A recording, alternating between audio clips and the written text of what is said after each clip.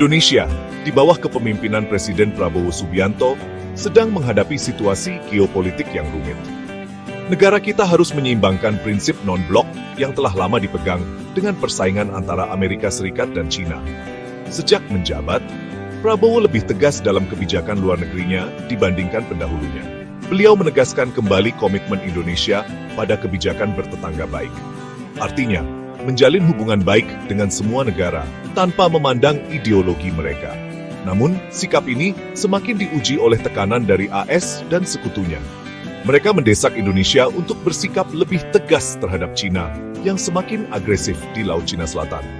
Meskipun ada sejarah masa lalu Prabowo yang sensitif, hubungan pertahanan AS-Indonesia semakin erat. Perjanjian kerjasama pertahanan baru yang ditandatangani tahun 2023 dan lebih dari 20 kegiatan pertahanan tahunan membuktikan hal ini. Minat Prabowo untuk membeli jet tempur canggih AS semakin memperkuat kemitraan keamanan ini.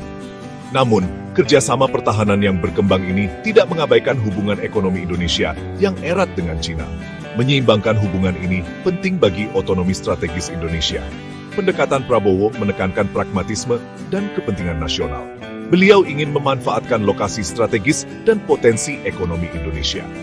Tujuannya adalah menjaga hubungan baik dengan semua kekuatan besar sambil melindungi kedaulatan dan kepentingan Indonesia. Pendekatan ini membutuhkan diplomasi yang cerdas dan pandangan strategis ke depan. Kebijakan luar negeri Indonesia di bawah Prabowo seperti berjalan di atas tali.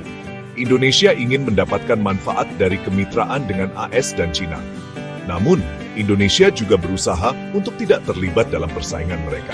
Keberhasilan Prabowo dalam menghadapi situasi geopolitik yang rumit ini akan sangat berpengaruh bagi masa depan Indonesia. Hubungan ekonomi Indonesia dengan China menghadirkan peluang dan tantangan.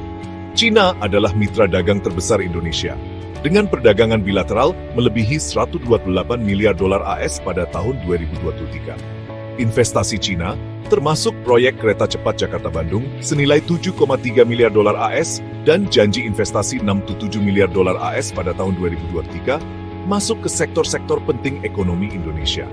Investasi ini terutama di pasar kendaraan listrik dan produksi panel surya yang sedang berkembang.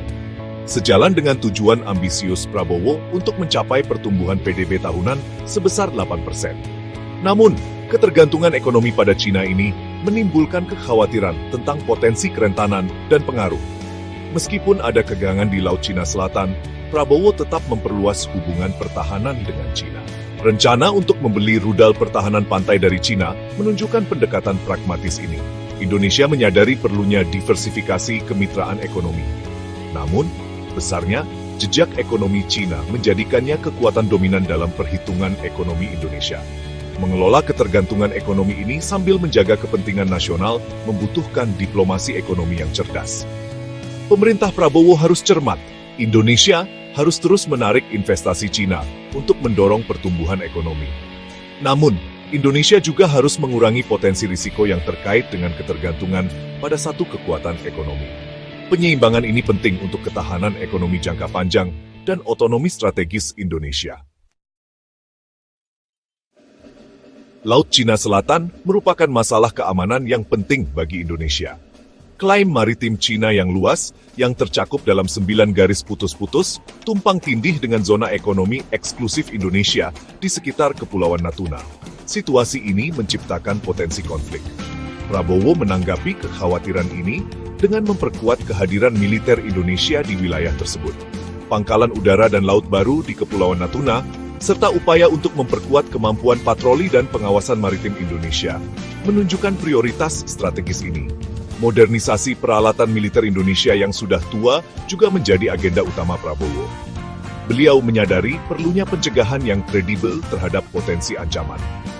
Meskipun Indonesia berusaha menghindari konflik, Indonesia bertekad untuk mempertahankan hak kedaulatannya di Laut Cina Selatan. Pendekatan Prabowo menggabungkan kesiapan militer dengan upaya diplomatik untuk menyelesaikan perselisihan secara damai. Indonesia, di bawah Prabowo, berada di antara pencegahan dan dialog. Indonesia berusaha menjaga perdamaian dan stabilitas di kawasan. Namun, Indonesia juga siap mempertahankan kepentingannya dari setiap pelanggaran kedaulatannya. Masa kepresidenan Prabowo bertepatan dengan meningkatnya ketegangan perdagangan, terutama dengan Amerika Serikat. Kenaikan tarif 32% untuk barang-barang Indonesia oleh AS merupakan tantangan ekonomi yang signifikan. Prabowo pun menjalankan strategi untuk mengurangi dampaknya dan meningkatkan ketahanan ekonomi Indonesia. Strateginya meliputi memperluas kemitraan perdagangan, aktif berusaha bergabung dengan BRICS, menandatangani kemitraan ekonomi komprehensif regional, mengejar keanggotaan OECD, dan menjalin perjanjian perdagangan bilateral lainnya. Mempercepat hilirisasi, berfokus pada peningkatan nilai ekspor bahan mentah, seperti nikel, yang nilainya melonjak dari 3,7 miliar dolar AS pada tahun 2016 menjadi 34,3 miliar dolar AS pada tahun 2022. Peluncuran Lembaga Pengelola Investasi, Dana Reksa pada Februari 2025, bertujuan untuk membiayai proyek hilirisasi lebih lanjut. Memperkuat konsumsi domestik dengan program kesejahteraan sosial seperti program makanan bergizi gratis, menargetkan 82 juta penerima manfaat pada akhir tahun 2025, dan mendirikan 80.000 koperasi desa merah putih untuk memperkuat ekonomi pedesaan. Strategi ekonomi Prabowo bertujuan untuk mengurangi ketergantungan Indonesia pada satu pasar.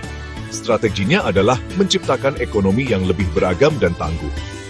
Dengan memperkuat industri dalam negeri dan memperluas jaringan mitra dagang, Indonesia ingin menghadapi ketidakpastian ekonomi global dengan lebih percaya diri.